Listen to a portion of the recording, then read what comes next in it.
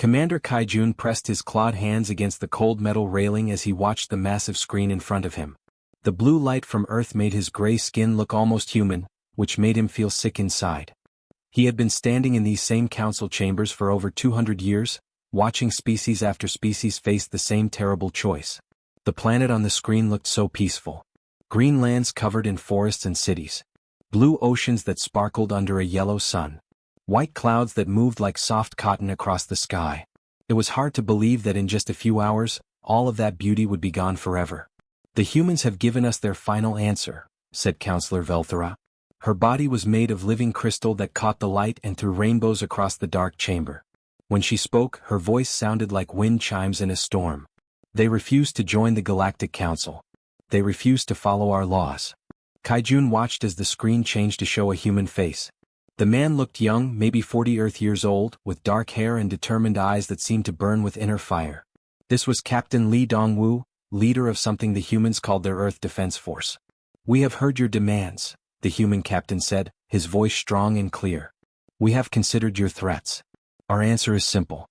Humanity will not bow down to your council. We will not give up our freedom to choose our own path among the stars. If you want to destroy us for refusing to be your slaves, then do it. But know that we die as free beings." The transmission ended, leaving the council chamber in heavy silence.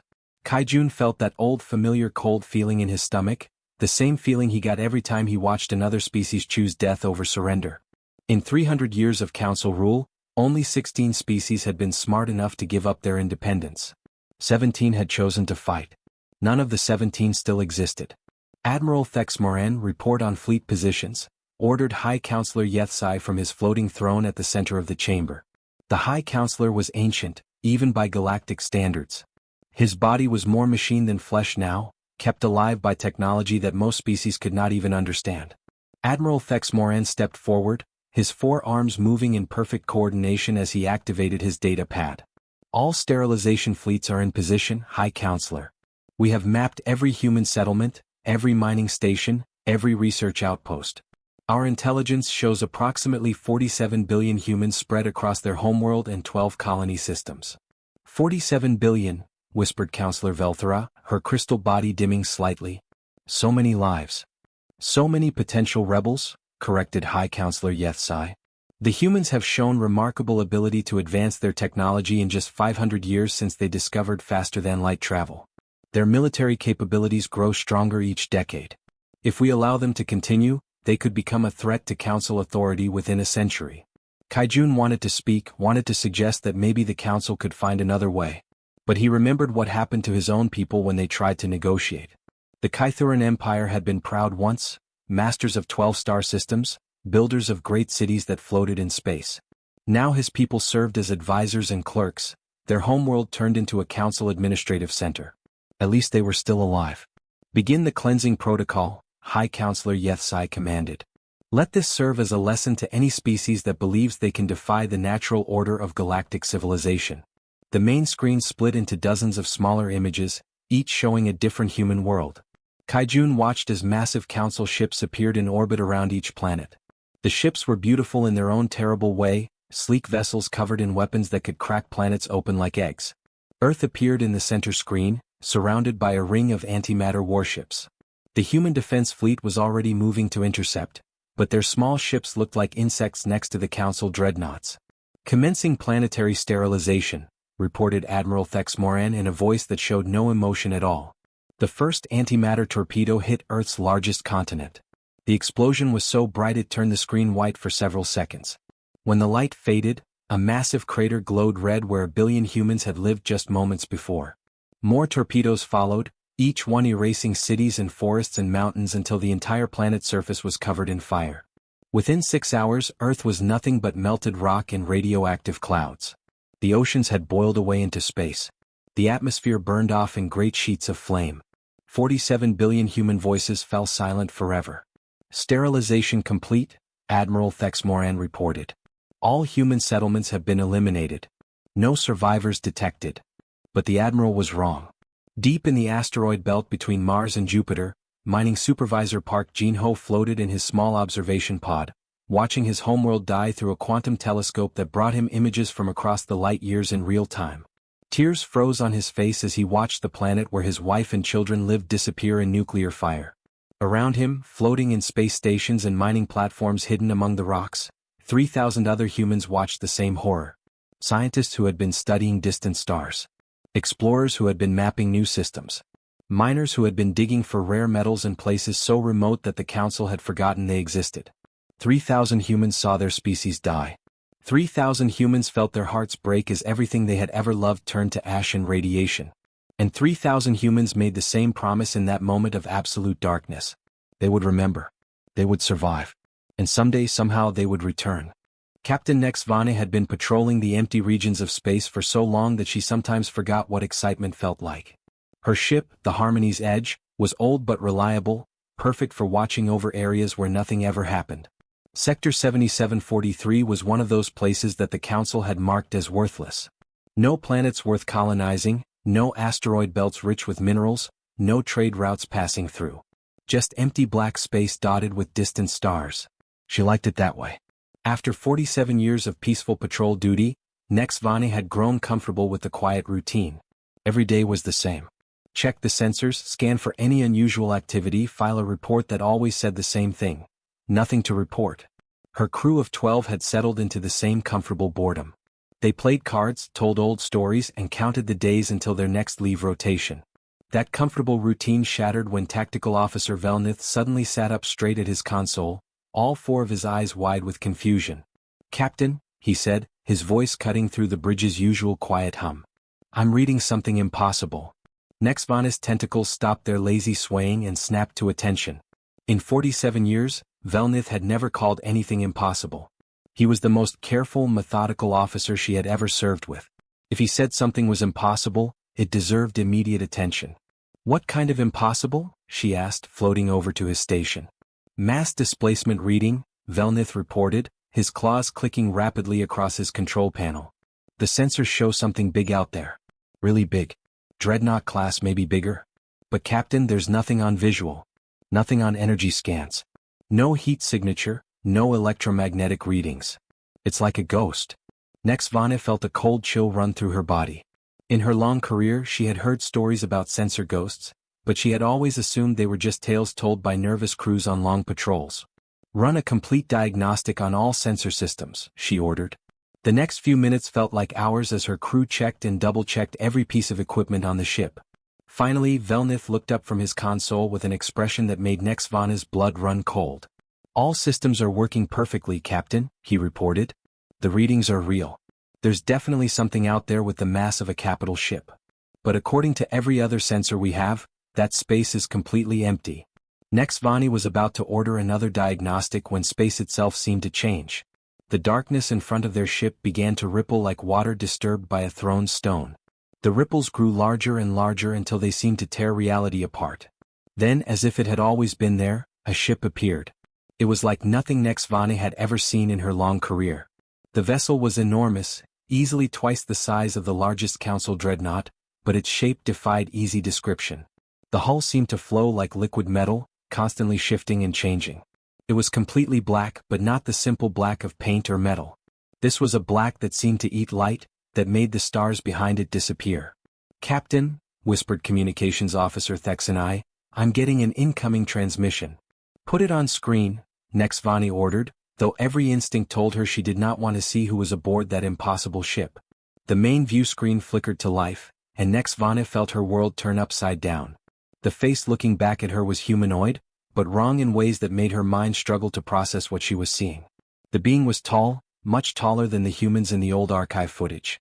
Its skin was pale, almost translucent, and seemed to glow with its own inner light. But it was the eyes that made Nexvane's tentacles curl in terror. Those eyes were ancient, filled with a patience that could wait forever and a sadness that could drown worlds. Behind this figure she could see others like him. Dozens of them, all sharing that same terrible perfection, that same ancient sorrow mixed with something that looked very much like hunger. "I am Commander Kim Min-soo of the Terran Void Fleet," the being said. His voice was soft, almost gentle, but it carried harmonics that made the ship's hull vibrate. The sound seemed to reach inside Nexvane's mind and touch memories she had forgotten. "We have returned to collect what is owed to us." "That's impossible," Nexvane found herself whispering. though she had not meant to speak at all. The humans are extinct. We saw their homeworld burn 3,000 years ago. There are no humans left in the galaxy. The being that called itself Kim Minsu smiled, and that smile was the most frightening thing Nexvana had ever seen. It was not cruel or angry. It was patient, the smile of someone who had waited a very long time for this moment and was finally seeing their plans come to fruition. "We remember the fire," he said, and now his voice seemed to come from inside her own head. "We remember watching our beautiful blue world turn to glass and ash. We remember our families, our friends, our children, dying while your council celebrated another successful cleansing operation." The smile faded, replaced by an expression of such focused intensity that Nexvana felt her breathing stop. "We remember everything," Kim Minsu continued. "Every face, every name, every ship that participated in our extinction. And now, after 3,000 years of waiting in the cold dark between the stars, we have returned to collect the debt you owe us." The transmission ended abruptly, and the impossible ship began to fade like morning mist. Within seconds, it had vanished completely, leaving no trace that it had ever existed except for the readings still showing on Velnitha's sensors. But as Nexvana stared at the empty space where the ship had been, she noticed that her navigation computer was flashing with a new message. Words burned across the screen in letters that seemed to pulse with their own cold light. "The reckoning begins." Dr. Yoon Hae-jin stood in the center of the great chamber, her body shimmering like heat waves on a summer day. Sometimes she looked solid, like a normal person made of flesh and bone. Other times she seemed to fade until she was nothing more than dancing light and mathematical equations that wrote themselves in the air around her. The other members of the War Council had grown used to seeing her this way over the centuries, but visitors still found it disturbing to watch someone exist in multiple states of reality at the same time. The chamber itself defied easy description. It was carved from the heart of a rogue planet that had been wandering through the dark spaces between stars for millions of years. The walls were lined with a strange blue crystal that pulsed with its own inner light, and the ceiling showed a perfect view of the galaxy above, as if the rock and metal were not there at all. This was New Sanctuary, the hidden capital of what remained of humanity, built in a place so remote that even the Council's most advanced sensors could not detect it. 3,000 years ago, the Galactic Council made a terrible mistake, Hae-jin said, her voice seeming to come from everywhere at once. They thought they were destroying humanity. Instead, they created something entirely new. With a gesture from her hand, the air in front of the War Council filled with moving pictures made of light. The images showed the days after Earth's destruction, when small groups of humans had been scattered across the galaxy like seeds blown by a cosmic wind. Most of them had been miners, scientists, and explorers who had been working in remote locations when their homeworld died. Captain Song Ji-woo and his mining crew were working in the Kepler asteroid belt when Earth burned, Hae-jin continued. They had been living in space for 6 months, working in conditions that would kill most council species in minutes. When they realized they could never go home, they made a choice. Instead of trying to find a new planet to live on, they decided to make space itself their home. The light pictures showed humans learning to live without air, without gravity, without any of the things their species had always needed to survive. At first, many died. Their bodies were not designed for the harsh emptiness of space. But those who lived began to change. Their lungs grew larger and more efficient. Their bones became denser. Their eyes adapted to see in the darkness between stars. Dr. Cho Hyun-woo's research team was trapped in a quantum physics laboratory on the edge of Council space, Hae-jin said. When they realized that rescue would never come, they began to experiment with ways to expand human consciousness beyond the limits of a single brain. More pictures showed humans learning to share thoughts, to process information faster than any computer, to understand the fundamental mathematics that held the universe together. They discovered how to transfer their minds from dying bodies into quantum fields that could exist without physical form. Each group of survivors faced different challenges, Hae-jin explained. The deep space explorers learned to navigate by reading the gravitational currents between galaxies. The research teams unlocked the secrets of dark matter and dark energy. The miners discovered how to build ships that could exist partially outside normal space, invisible to any sensor technology the Council possessed. General Nam Tae-hyun, his body crackling with electrical energy that had replaced his blood centuries ago, leaned forward in his chair. "Tell them about the hunger," he said quietly. Hae-jin nodded, and for a moment her form solidified into something that looked almost human. "The Council thinks they gave us death," she said. "What they actually gave us was purpose. Every human who survived Earth's destruction was driven by the same burning need. We had to return. We had to make them pay for what they had done." The light pictures changed to show the centuries that followed. Humans learning to feed on the energy that existed in the empty spaces between atoms. Humans discovering how to fold space and time around themselves like a protective blanket. Humans becoming something that was no longer entirely biological, no longer bound by the physical laws that limited other species. We became what we needed to become, Heijin said, her voice now carrying harmonics that made the crystal walls sing in response. The Council created us through their cruelty. They forced us to evolve or die. We chose to evolve. Admiral Park Soo-jin rose from her seat, her body surrounded by an aura of contained starfire that had once been a human heart. The first phase of our return is complete, she reported. 17 Council worlds have received their corrections. The Zephyrians are slowly suffocating as their atmosphere bleeds away into space. The Vorth are losing their collective memory, forgetting everything they ever knew about themselves. The Kalari are watching their sun grow cold as we drain its energy to power our ships. Each punishment was designed specifically for their crimes, added Commander Lee Min-ho, whose consciousness now existed as pure mathematical thought contained in a body made of living metal. The Zephyrians voted to burn Earth's atmosphere away.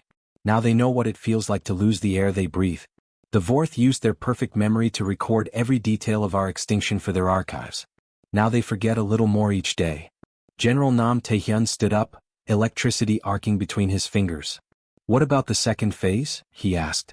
Heijin smiled, and for a brief moment, every star visible through the chamber's transparent ceiling seemed to flicker and dim, as if the galaxy itself had shuddered at her expression. We give them exactly what they gave us 3,000 years ago, she said, her voice now carrying the weight of cosmic forces beyond mortal understanding. A choice. Submit to our judgment, or watch their worlds burn just as Earth burned. She paused, looking around at the War Council, at these beings who had once been human and were now something far more powerful and terrible. After all, she continued, we learned patience in the void between stars. We can wait as long as necessary for them to make their decision. High Counselor Yethsai had ruled the Galactic Council for over 800 years, and in all that time he had never felt fear. His body was made of living crystal that could survive almost anything the universe could throw at it. His mind was connected to the vast computer networks that controlled half the galaxy. He was, by any reasonable measure, one of the most powerful beings who had ever lived. But as he sat in his floating throne at the center of the council chambers, listening to report after report of impossible disasters striking across council space, he felt something cold and unfamiliar growing in his chest. For the first time in centuries, Yethsai was afraid.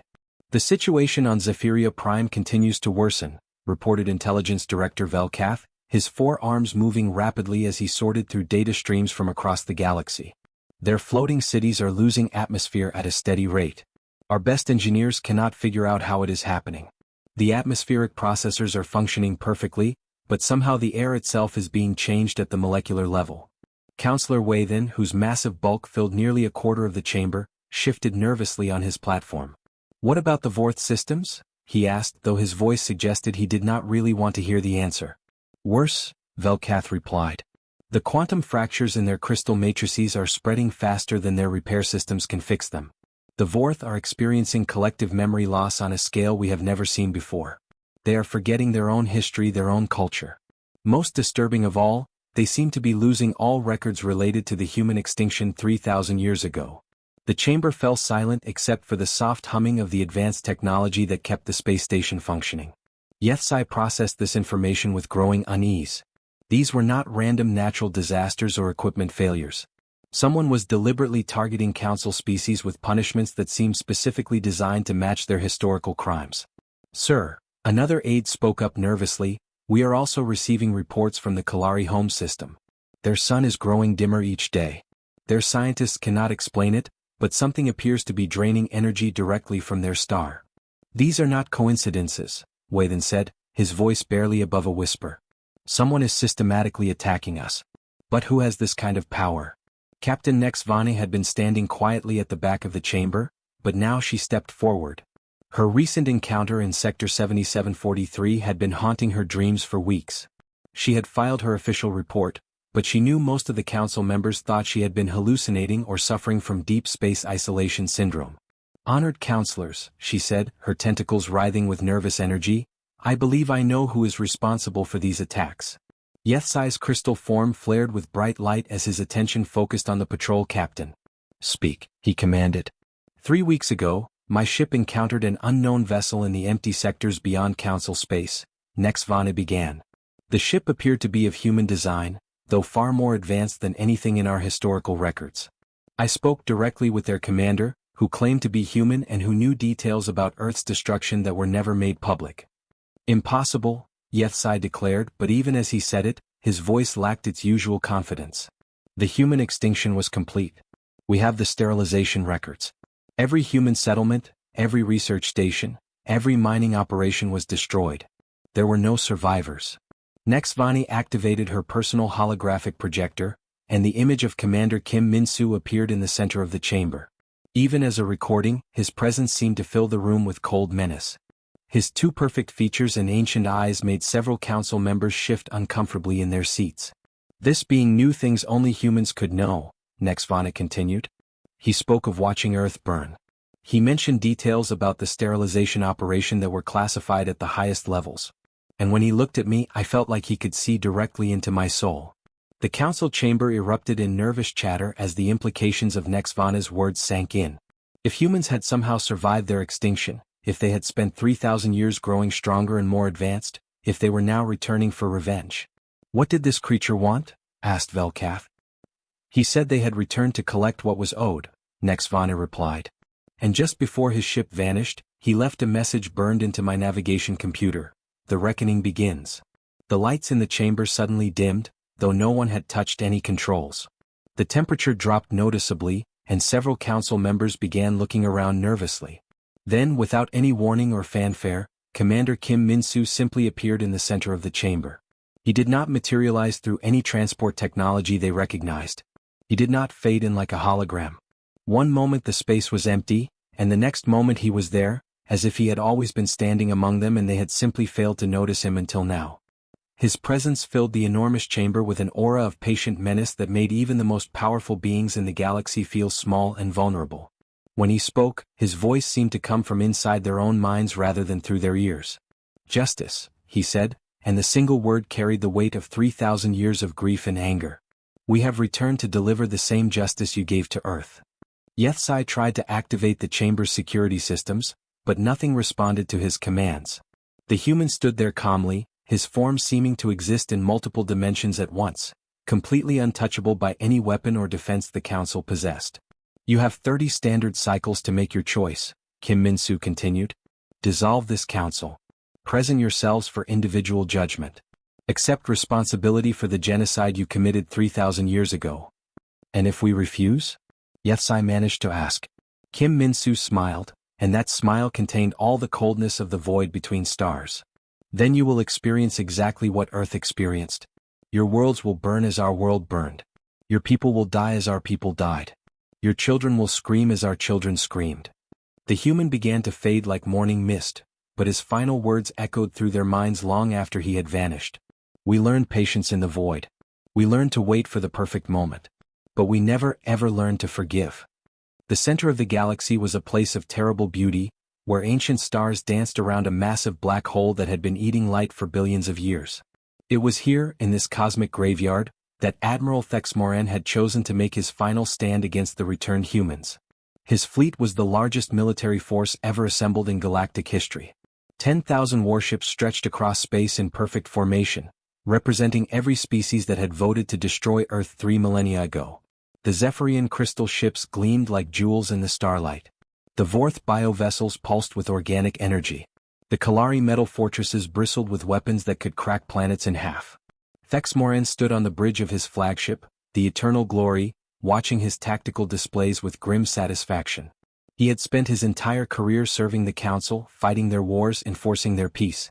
He had been a young officer when Earth burned, and he remembered feeling proud to be part of something so decisive and final. Now, facing an enemy that should not exist, he felt only cold determination. The humans had returned somehow, had grown powerful beyond understanding, but they were still outnumbered 1,000 to 1. No matter how advanced their technology, no matter what impossible abilities they had developed, mathematics was mathematics. 10,000 ships against a handful of human vessels seemed like acceptable odds. Admiral, reported his tactical officer, long-range sensors are detecting the human fleet approaching from the galactic rim. How many ships? Thexmoran asked. Difficult to determine, sir. Our sensors are having trouble getting clear readings. The vessels appear to be shifting in and out of normal space. Thexmoran activated the main view screen and felt his confidence waver. The human fleet was unlike anything he had ever seen in 600 years of military service. The ships seemed to be made of crystallized darkness, their hulls flowing like liquid shadow. They moved through space in ways that defied physics, sometimes appearing solid and real, other times fading until they were barely visible against the star field. There were perhaps 50 human vessels, maybe fewer. Against his 10,000 ships, they looked pathetically small. But something about the way they moved, the way they seemed to bend space around them, made Thexmoran's skin crawl with unease. Admiral Park Soo-jin stood on the bridge of the human flagship Remembrance, her body flickering between flesh and pure energy as her consciousness extended through quantum networks that connected every ship in her fleet. She had been human once, long ago, before Earth died and her species was forced to evolve or perish in the cold void between stars. Now she was something more than human, something that could process information faster than any computer and manipulate the fundamental forces of the universe with nothing more than focused thought. Around her, the bridge crew moved with perfect coordination, their actions synchronized through shared consciousness in ways that would have been impossible for their original species. "They outnumber us 1,000 to 1, reported Captain Lee Eugene, his voice carrying harmonics that resonated through folded spacetime. His body was more machine than flesh now, his nervous system replaced with quantum processors that could calculate hyperspace jumps across galactic distances. Park Soo-jin smiled, and for a moment the stars themselves seemed to dim in response to her expression. "Numbers have no meaning when you control the medium they fight in," she replied, raising her hand in a gesture that sent ripples through the fabric of reality itself. "Begin the final correction." The human ships did not fire missiles or energy beams like conventional warships. Instead they began to sing. The song started as a low harmonic frequency that seemed to come from the quantum vacuum itself. It told the story of Earth's last day, of blue skies turning to fire, of oceans boiling away into space, of 47 billion human voices falling silent forever. The song carried the grief of 3,000 years, the pain of evolution forced by genocide, the burning need for justice that had driven humanity to become something beyond mortal understanding. As the song spread through space, something impossible began to happen to the Council fleet. The hulls of their ships stopped reflecting starlight and began showing images instead. Every vessel became a mirror displaying the death of Earth in perfect, horrible detail. Council crew members found themselves seeing exactly what their leaders had done 3 millennia ago, experiencing the genocide as if they were there when it happened. The song invaded their minds, forcing them to feel what the humans had felt as they watched their homeworld die. The weight of 47 billion deaths pressed down on their consciousness like a physical force. Many crew members collapsed at their stations, overwhelmed by guilt for crimes they had inherited from their ancestors. "This is Admiral Thexmoran to all vessels," the Admiral transmitted, his voice breaking with emotion as the song showed him images of human children dying in nuclear fire. "Stand down. All ships, stand down immediately." The Great Council fleet, the most powerful military force in galactic history, simply stopped fighting. Weapons powered down, shields dropped, engines went silent. 10,000 warships floated helplessly in space as their crews wrestled with the moral weight of what their species had done. When the song finally ended, the silence felt heavier than the vacuum of space itself. High Counselor Yethsai found himself alone on the bridge of his flagship, which had been damaged beyond repair by the psychic assault of the human song. The crystal matrix that made up his body was cracked and dim, reflecting his broken spirit. Commander Kim Min-soo appeared beside him, not through any transport technology but simply stepping out of the spaces between atoms as if distance had no meaning for him. He looked exactly as he had 3,000 years ago, yet his eyes carried the weight of cosmic ages. "Your species has been judged and found guilty," Min-soo said, his voice gentle despite the terrible power it carried. "But judgment and extinction are different things. We learned that distinction during our long exile in the void. What happens to us now?" Yethsai asked, his voice barely a whisper. Min-soo's form began to fade as he prepared to return to the quantum dimensions where humanity now lived. "Now we watch," he replied. "We make sure that no single species ever again holds the power to erase another. We have become what we needed to become, guardians of the galaxy's conscience, shepherds of justice itself." As the human fleet dispersed into dark matter and quantum foam, disappearing back to their hidden cities between the stars, the galaxy began to change. The Galactic Council dissolved forever, replaced by independent regions that governed themselves while remembering the price of hubris.